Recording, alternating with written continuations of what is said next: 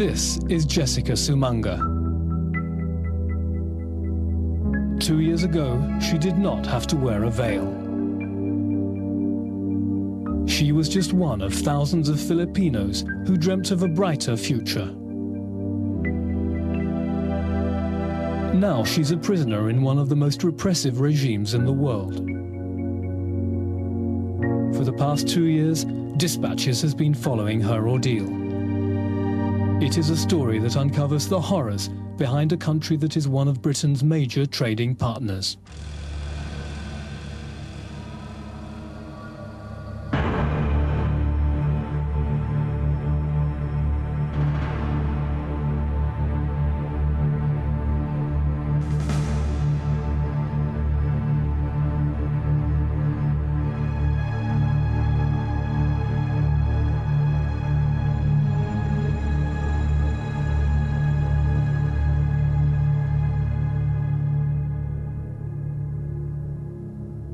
Saudi Arabia is run by Sharia law, a strict fundamentalist Muslim system. Saudi interpretation of this law ignores almost all international laws of human rights, restricts freedom of speech, movement, assembly, and the observance of any other faith. The West chooses to ignore this.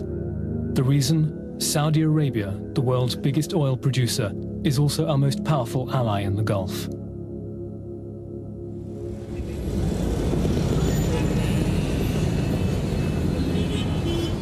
Oil wealth lures thousands of poor migrants from all over Asia, and especially the Philippines, one of the poorest countries in the Pacific. Ito ho ang mapa ng Saudi Arabia na pinapalibutan ng Arabian Sea, gayon din ho ng Red Sea. Ito naman po ang For many, the story starts here, at a class for prospective migrants in the Philippine capital, Manila. These women are soon to become their family's main breadwinners. They're briefed on what to expect in the Saudi kingdom. This is where we first met Jessica. It's not just poverty that's driving Jessica to Saudi Arabia. I want to earn money for the set operation of my youngest daughter, because my youngest daughter is suffering from a heart ailment, enlargement of the heart, and it has 2 holes in her heart. The heart operation that will save the life of her youngest daughter, Iris, will cost thousands of dollars, money that's way beyond Jessica's reach.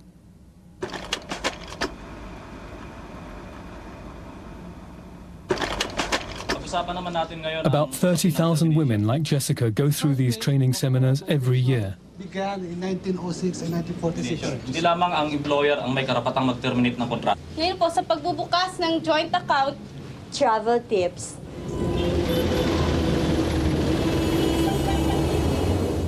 On a Saturday in November 1993, Jessica's time had come. Her Saudi contract had come through, and her husband accompanied her to the airport. To get the job, they had to pay an agent. They've borrowed heavily on the promise that her wages will transform their lives.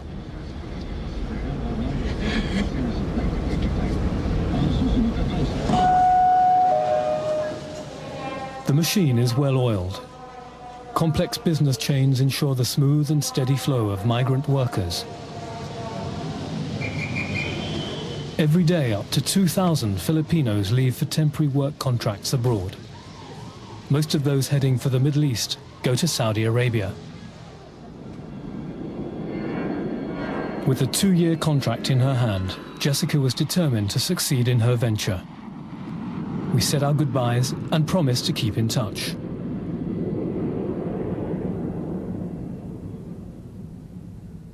For months, no one heard from Jessica. Her family began to fear the worst. On the morning of March the 3rd, 1994, their fears were confirmed. A dramatic call from Jessica. I received nothing. I received beating.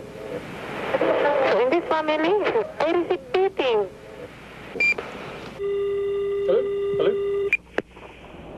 Dispatches decided to go to Saudi Arabia. It was not going to be easy. There is no free press, and any journalist caught investigating a case like this is liable to arrest and imprisonment. Our only option was to film undercover, posing as Western businessmen. The Red Sea port of Jeddah. Oil money has varnished the exterior of Saudi society with lavish symbols. We smuggled a small camera into the country and began our search for Jessica. We tried to contact her Saudi employer. Hello, may I speak to Jessica, please? Jessica Mafi. Do you know where I can find her? Hello? We finally found Jessica working for another family.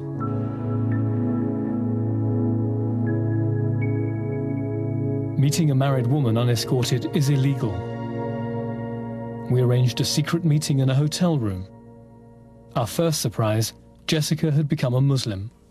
You must dance with the music. You have to, because Saudi is a Muslim country. You have to be a Muslim.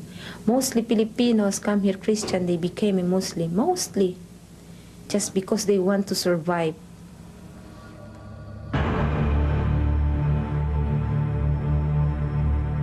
Jessica's employers had no intention of paying her. I asked her, Mama, I'm already 5 months here. Can I get my salary? Then she told me, you know, I do not want you anymore here. I will not give your salary.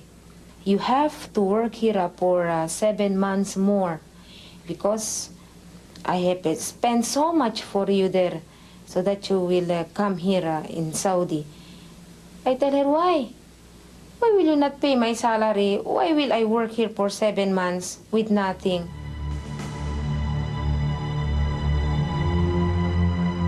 Any complaint was met with violence. I have brushes here. Here, in this side. He kicked me. And this one, it is, I got this from the wire. He beat me. The wire, the electric wire, the white one. I make like this because I do not want that the wire will be in my face. I make like this and then this one.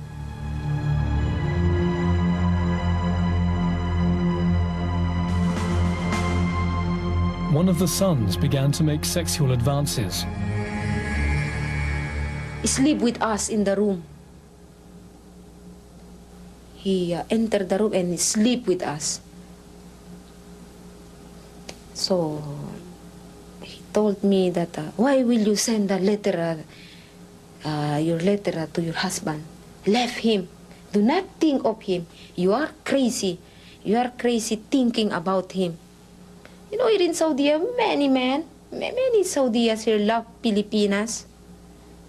So I got what he mean. Many Saudis here love Filipinas. So I got what he mean. She slapped me. She even kicked me. She even spit on my face. I want to commit suicide, you know, and I even want to kill her. You know, I plan to kill her. You know, I have a knife. They have a knife, and then every day when I saw that knife and I saw her, I wanna to kill her. Filipino workers fill most of the building and domestic jobs in Saudi Arabia, but Saudi labor law does not even recognize them. Unions are outlawed. Their employers hold their passports, and without their permission, foreign workers cannot even travel or leave the country. In case of a legal dispute, they have no right to a lawyer. Nasser Mustafa is a Philippine government welfare officer, formerly stationed in Jeddah. He has seen how employers retaliate when workers complain. Now, if the employer is available, he is being invited to attend a meeting in the police to confront. his worker. And once they are there, the police will read the complaint of the worker. This is what you do for a worker. She is complaining that this and that, you did it to her, something like that. Then the employer will also retaliate another complaint. She ran away because she stole my jewelries, my money, something like that. So that is the police cannot decide on that case, you know, because both parties are complaining. So what happened? Our worker will be taken custody by the police, and he end up in the jail. Jessica's ordeal at the hands of her original employers lasted 5 months. It pushed at a breaking point. Then I ran. You know, I ran in the street. I ran in the street. I ran. One night, the door was left unlocked and Jessica escaped. She ran all night. Finally, a driver stopped and hid her inside the car. But she was still under threat. And then she touched my face. He touched my face. Oh, you are beautiful. Then I told him, no, please, have pity on me. I don't want like that.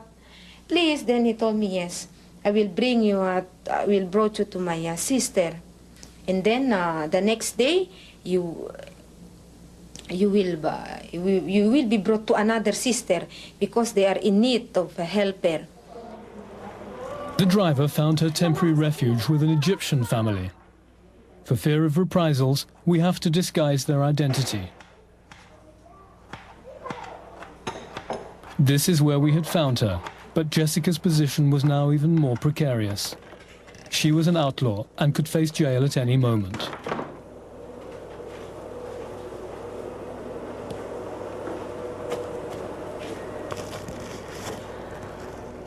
I want my children someday that they will finish their school. I want to give them a bright future someday. I don't want them to experience the things I experience in this country. As long as I'm alive, maybe someday, somehow soon, me and my children will meet again. We will be together again as a family. Jessica cannot even tell if her letters are getting home. She's been in Saudi Arabia for 8 months and has yet to send any money to her family. She has no idea of her sick daughter's current state.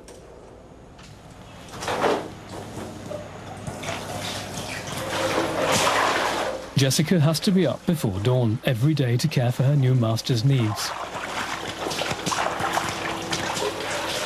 She's still not paid. Any complaint would ensure her immediate arrest. She is a modern slave. She can only dream of returning home.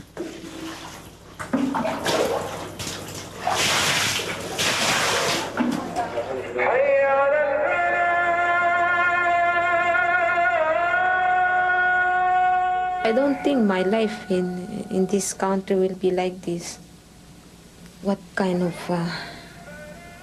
life I have here.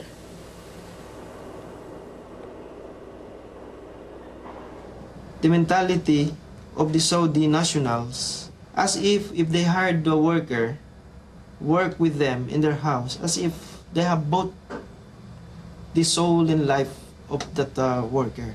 So, in other words, they can do what they want. Jessica is desperate for help. We pose as her relatives and go with her to the Philippine consulate. There we plan to capture as much as possible on film.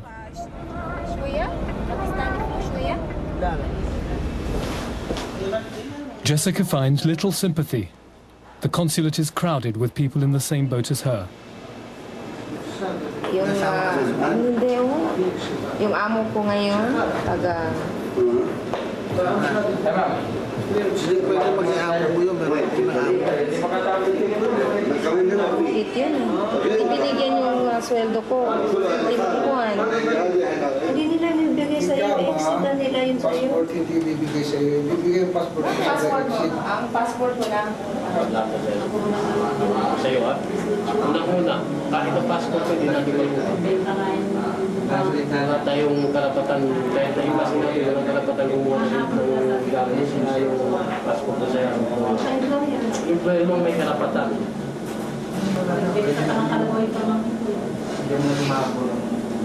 You see this man? Yes, all of them are escaping. All of them are escaping.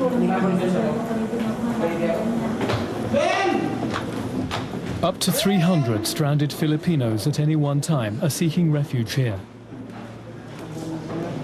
Some have to wait for 6 months or more before they can go home. Without her passport, Jessica is trapped. On the wall, a list of runaways reported to the police. All of these people run away? Yes. Oh, my name is not registered here. Sorry? My name, maybe they do not surrender my passport and they do not. I am not here. So the employer still has your passport? Yes, and they do not report to this embassy that I escaped from them. Yeah. So what do you think we should do now? I will not go home.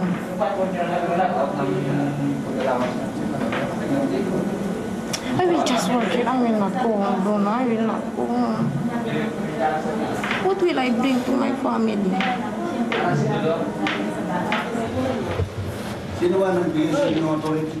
Our luck runs out. Sorry? We're spotted filming and are fortunate that our only punishment is to be escorted off the premises.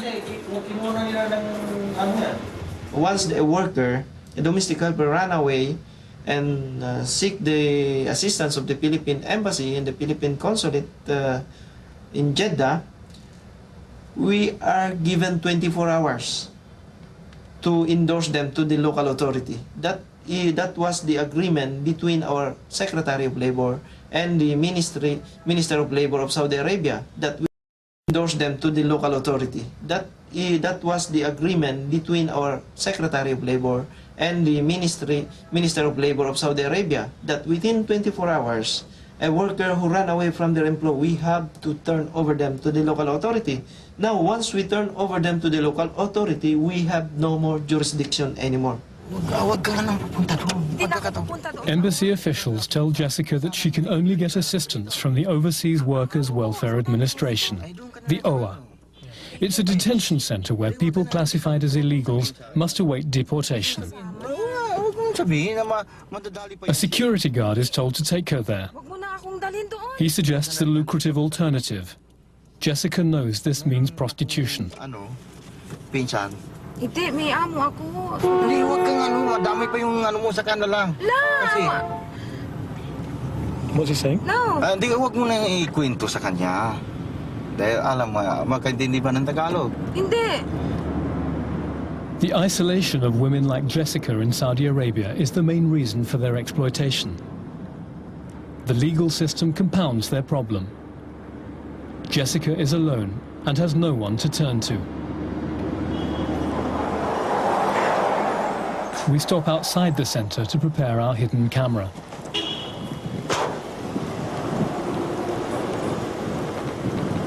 There are more than 40 women there waiting for their deportation to the Philippines. They are not allowed to go downstairs. It's a cell. It's a jail. It's a jail. Despite the added security measures, we managed to enter the center. So what was your problem? My problem is the salary. They don't pay you? 8 months you cannot receive the salary, so I will go to Saudi Labor. So that is my problem. That is a big problem for my family there in the Philippines. They're not getting no money. No money. There are many people in this country like that with no money. Badly treated. Lots.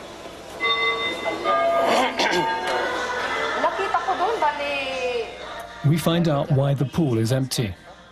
A young woman who became pregnant had drowned herself. What's your case? My case is already in the labor. Why?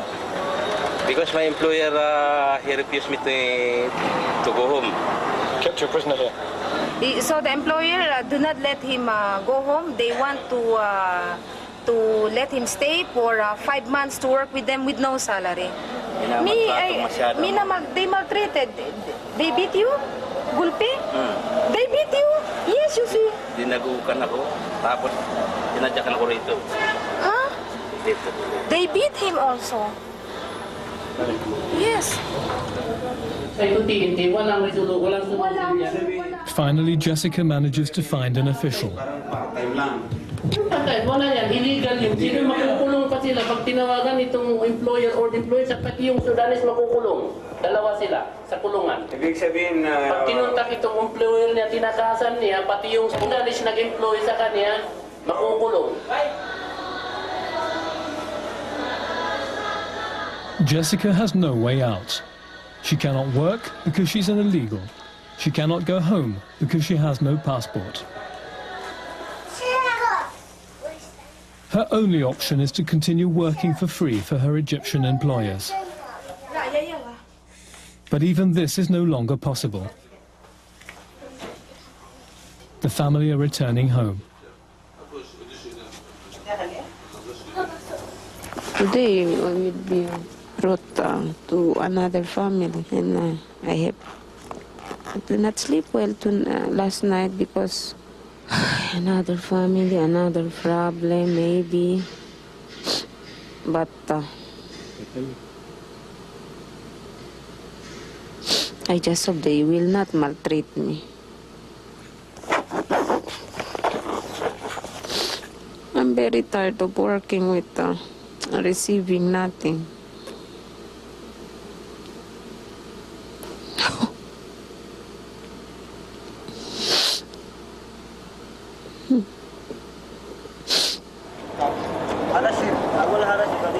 The family have loaned Jessica to another household. Once again, she won't be paid. Our own permit to remain in Saudi Arabia has also expired. Jessica is alone. All we can do is promise to do our best to return.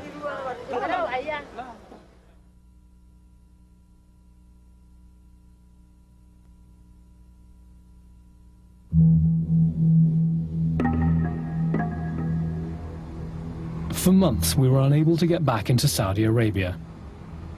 Unable to reach Jessica, dispatchers decided to return to Manila and investigate other cases of maltreatment. The vast majority, some say up to 90% of female domestic helpers in Saudi Arabia, are subject to abuse. We didn't have to look far.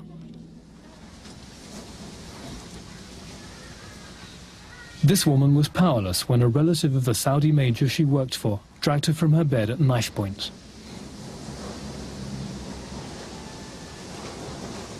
Then he will grab me.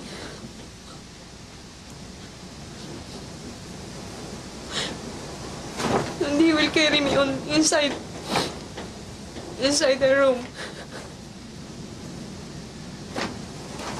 And she done.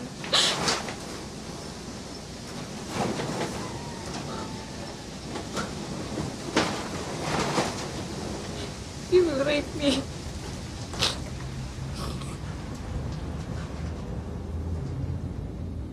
Such was the trauma for this woman that she lost the power of speech. Her employer accused her of stealing. She was arrested, tried, then dragged to the market square and had her arm severed.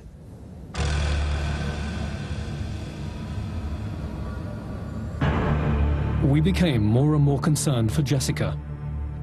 Eventually, we were able to make contact. Please help me. I need a plane ticket. All the time they abuse me. Will you still come as you promised?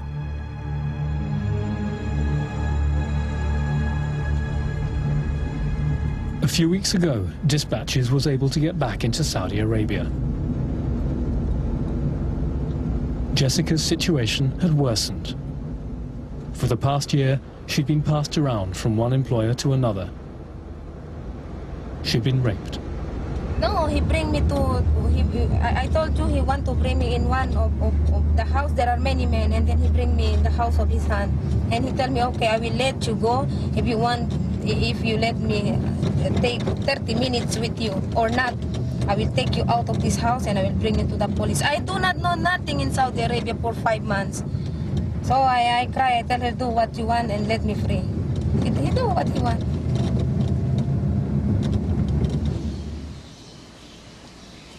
Jessica had now found refuge with other runaway Filipinos. She was working part-time at a place where no questions were asked. The runaways relied on each other for support. The fear of harassment was never far away.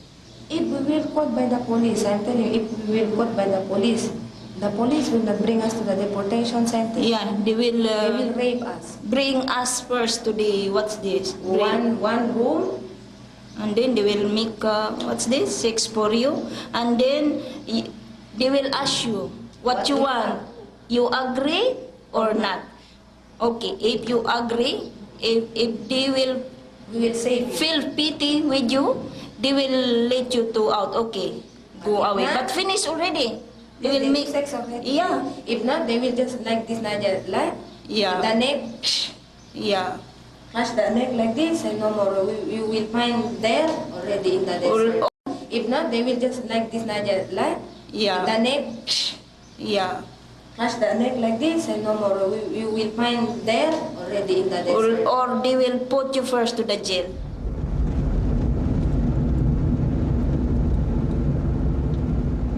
Jessica was desperate to leave the country, but she needed our help.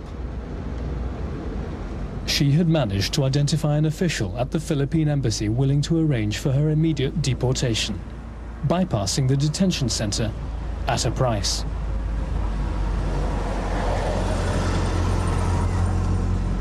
That night, we were taken to meet him.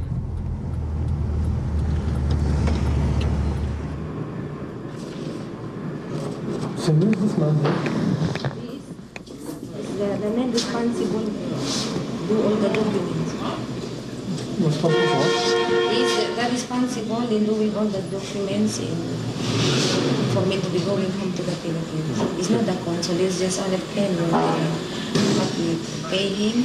So He's the man you paid? Huh? You paid the money? Yeah, 5,000. So now there are too much people that come. we agreed to pay £1,000 to buy Jessica false documents. I'm only the one, right? No problem, no problem. You can, Miss Al, you have nothing to worry about. Yes. We are there, we are. Okay. Okay. Huh? See you another time.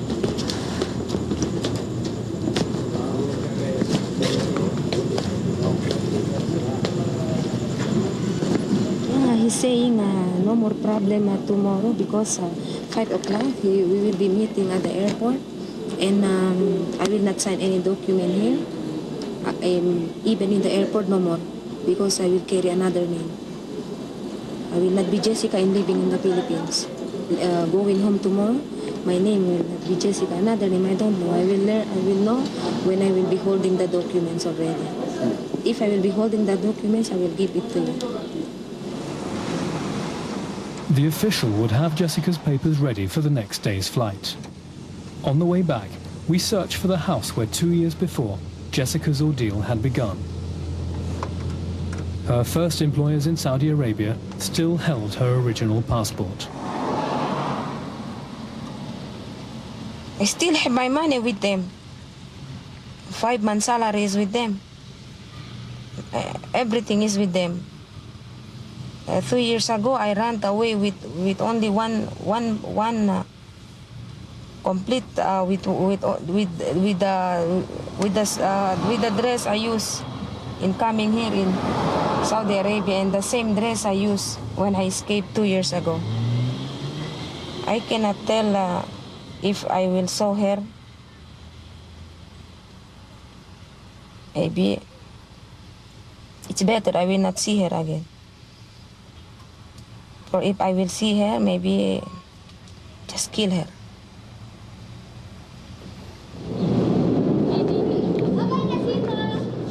We bring the cash to the Philippine embassy. We plan to capture the exchange on our hidden camera.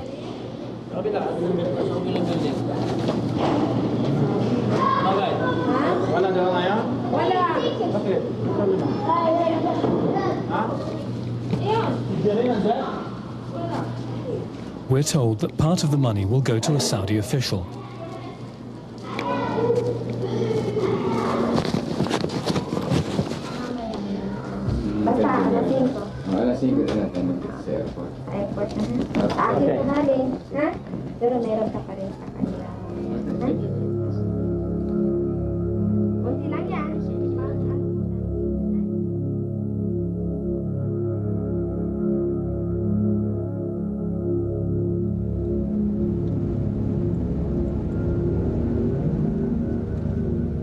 Jessica is less than 2 hours away from freedom.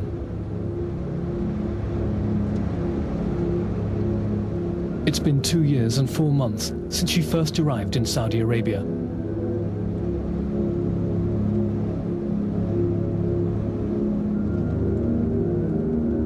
We're desperately hoping nothing will jeopardize her escape plans.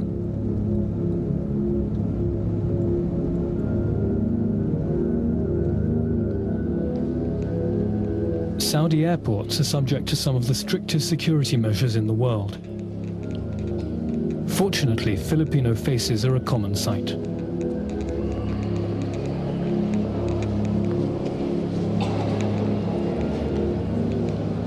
The consular official meets us as arranged and hands over the necessary papers for Jessica's assumed identity. This is Shaykh. Yes, we check it already. What about your papers? Where do you get the documents?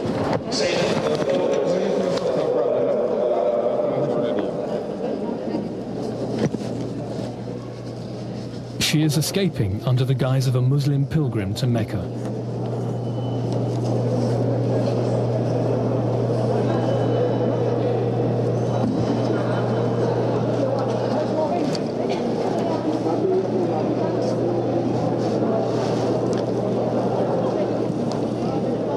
A dozen other Filipinos are also escaping under assumed identities. They all have a story to tell.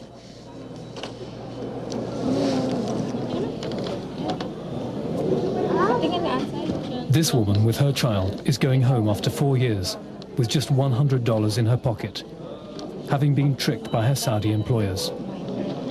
So these are your new papers? These are new papers? Yes, this is our passport.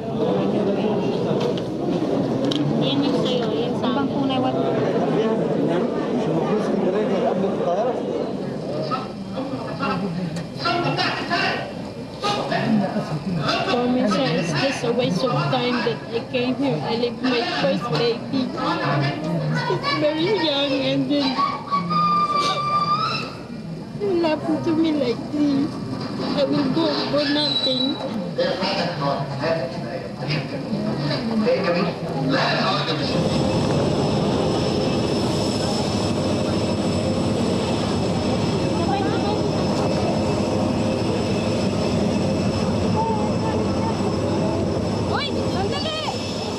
The final hurdle is the security officer on the tarmac.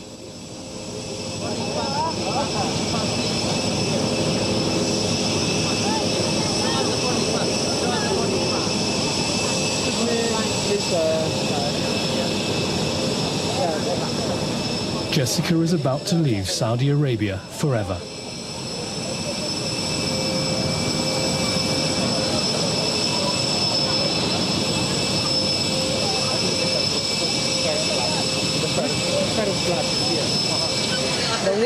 The 3 women beside me, all of us escaped. We had the same ordeal, we had the same fate. We escaped.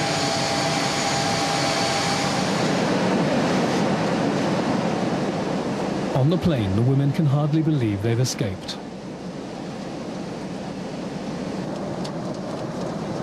They compare their new identities, their tickets to freedom.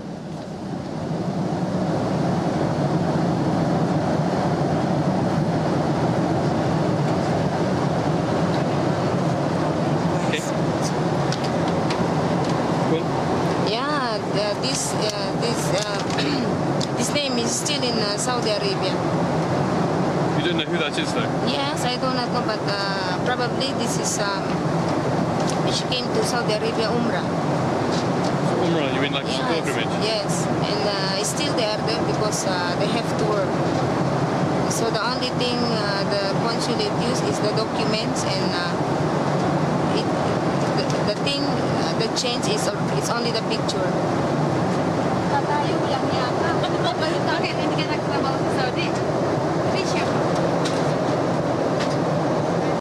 The picture.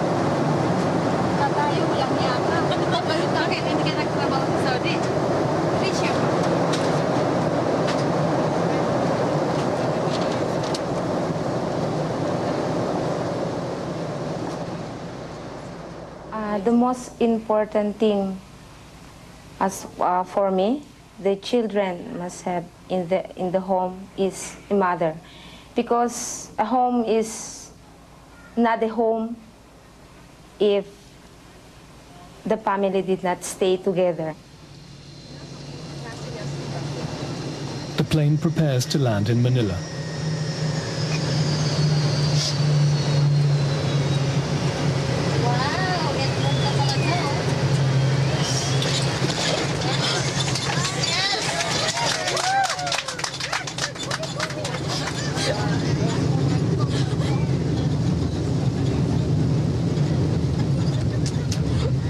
In a few hours, this same plane will be transporting a fresh batch of migrant workers to Saudi Arabia.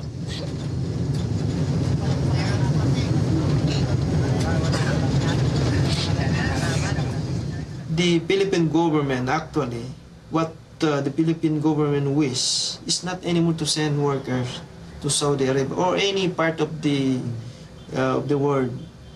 But as of this present, you know, the Philippine government still cannot afford to do that, because we cannot give employment to the more than 4 million workers who are working abroad. Jessica has returned home penniless. Her daughter still needs a heart operation. My story is not just my story. This is the story of all Filipino workers working in Saudi Arabia.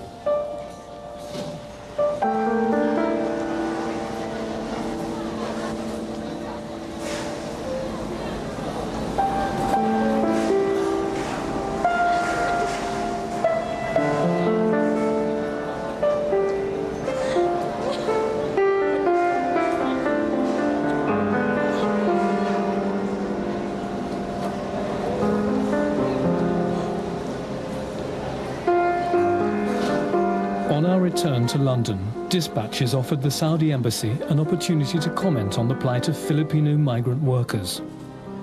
Citing legal advice, they declined.